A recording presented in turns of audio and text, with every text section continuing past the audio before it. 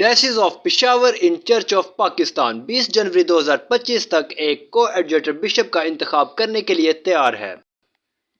پہلے ریورنڈ ہیمفری سرفراز پیٹر جو کہ 26 جنوری 2026 کو ریٹائرڈ ہونے جا رہے ہیں۔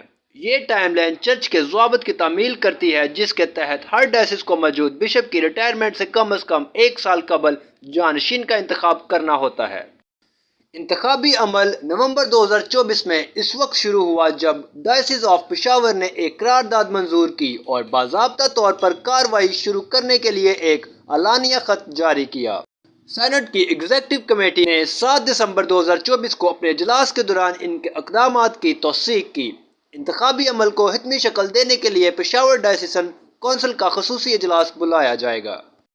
یہ الیکشن ڈائسس آف پشاور کے لیے ایک اہم واقعہ ہے کیونکہ یہ نہ صرف قیادت کی منتقلی کی نمائندگی کرتا ہے بلکہ چرچ کے اپنے قوانین اور روایت سے وابستگی کا بھی مظہر ہے۔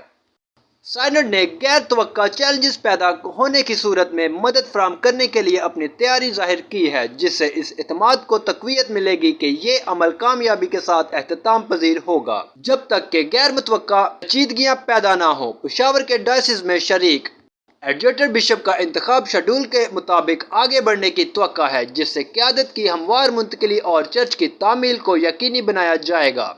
معلومات کا قابل اعتماد ذریعہ CRC جڑے رہیں CRC کے ساتھ۔